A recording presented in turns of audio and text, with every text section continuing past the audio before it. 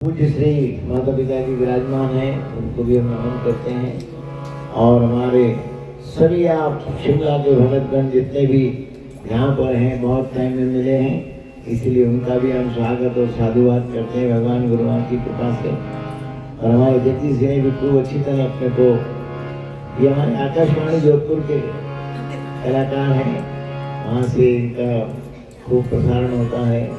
ये भैया भी जोधपुर पाली से हैं, पाली के हैं, लेकिन जयपुर आकाशवाणी से इनको भी इनाम मिले हुए हैं भगवान की दया से।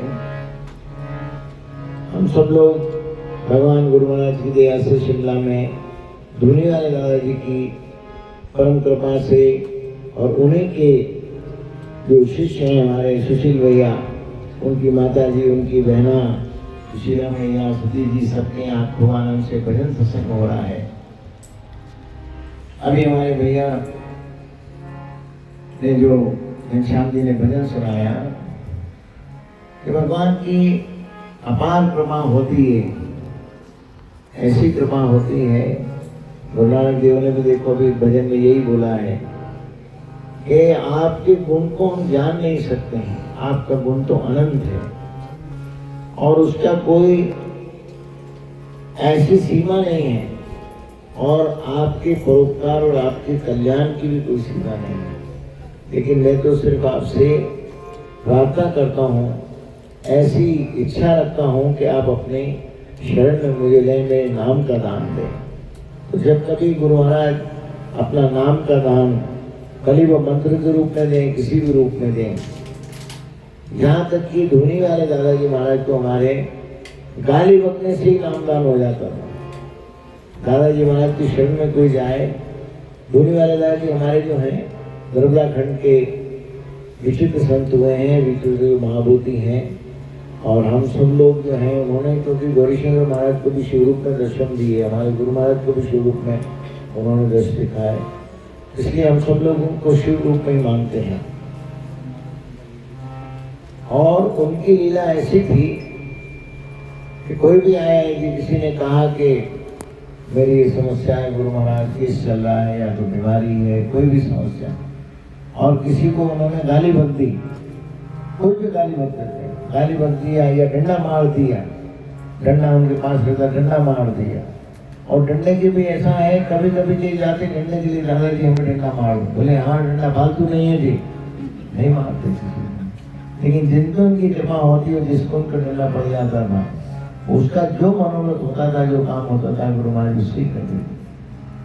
तो ऐसी अद्भुत लीला साईं खेड़ा में जो उनकी चलती थी, ये बात सुन के एक बार काशी विश्वविद्यालय के जो हमारे संस्कृत विद्यालय है, उसके जो कुलपति थे, उनको ये बात पता चली।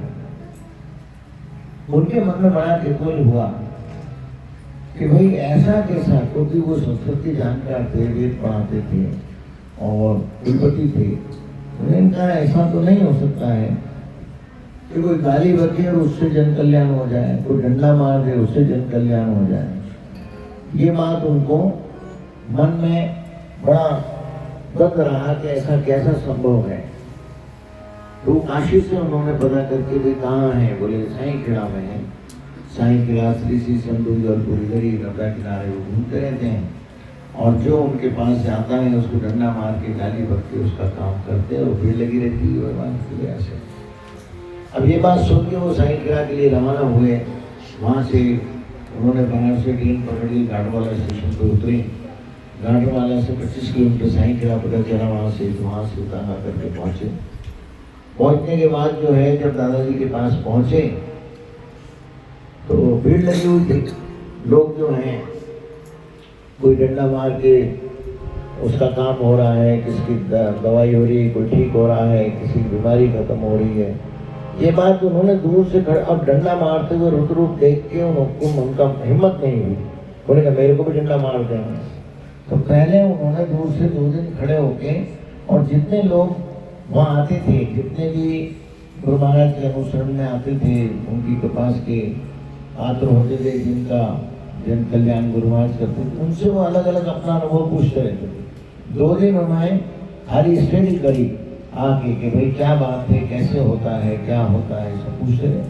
और 2 दिन उन्होंने देर देर तक जग के देखा, दादाजी सोते भी नहीं थे, ना उनकी निद्रा होती थी। 3-3, 4-4 दिन गुरु महाराज सोते नहीं थे, और जब उनको निद्रा सोना होता था तो 2-2, 3-3 दिन सोते ही रहते थे। ये सब बातें सुन के उनके मन में, अब तीसरे दिन दादाजी के पास हिम्मत करके गए कि चलो अपन प्रणाम कर लेते हैं। तो जैसे ही प्रणाम करने गए, दादाजी ने उनके हाथ पकड़ लिए, हाथ पकड़ के उंगली पकड़ के पास बोले, मोड़ा अच्छा बनारस से आया है, हमारी परीक्षा लेने आए हैं। अच्छा मोड़ा परीक्षा लेने आया है। और उन्होंने 40 अध्याय, हमारी संहिता है जिसमें से रुद्री वगैरह निकली है, संहिता के अध्याय हैं।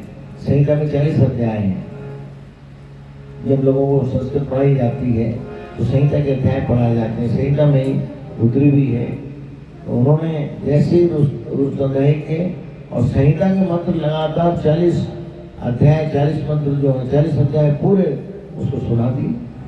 और सुनाने के बाद हंसने लगे, मोड़ा तू काहे सबने पढ़ाता है, पढ़े पढ़ाए को भी पढ़ाने आए हैं, अच्छा पढ़ा ले, परीक्षा ले ले।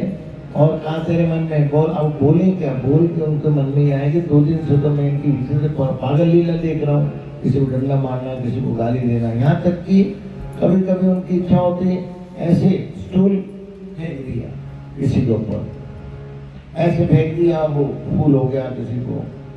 अब गुरु महाराज की सब देख के दूसरे दिन जब उन्होंने देखा तो उन्होंने कहा रहे तो और संत है। अब उनके मन में है ओगड़ संत रहे, ओगड़ संत की बात समझ के जैसे पास में गए, दादाजी ने हाथ पकड़ के संहिता के मंत्र उनको 40 अध्याय सुना दिए। तो उनको आए कि नहीं, ये तो निर्गुणी है, इनको सारा चीज का ज्ञान है। और ज्ञान होके अपने अस्तित्व को भूल के ये पागल बन के अपने आप को जो है विस्मृत करते हैं। ये स्मृति से विस्मृति वाले हैं। इन्होंने अपने आप को सब चीज को पाके, सब अध्ययन करके अपने अध्ययन को छुपाने के लिए पागल रूप की विद्या करते हैं। लेकिन तपस्वी हैं, सारा जप तप करने के बाद जो भी इनको उससे प्राप्ति हुई है, उस प्राप्ति को अपने पास रख के किसी भी रूप में यदि ये किसी को दान करते हैं तो उसका दान इनका कल्याण करता है। ये उनके मन में आया। फिर 2 दिन और रहे, दादाजी की सेवा में देखते रहे। गुरु महाराज को निलाने दुलाने का भी देखा, सब देखा उन्होंने। उसके बाद जो है जब बनारस जाके उन्होंने वो उनके बाद 2 दिन 3 दिन जो उन्होंने देखा था वही सब लीला जो उनके आंखों में घूमती रही। वहां जाके उन्होंने कहा कि हम कर क्या सकते हैं। तो उनके पास बड़े से बड़ी जो उपाधि थी, जो भी उनके पास उपाधि दिलीप की थी, उन्होंने जो है एक ताम्र पत्र में लिख के और भेज दिया, सर्टिफिकेट भेजा, सर्टिफिकेट कागज वाले सर्टिफिकेट भेजा। ताम्र की बात एक अलग उदाहरण है। तो उन्होंने जैसे सर्टिफिकेट भेजा, एक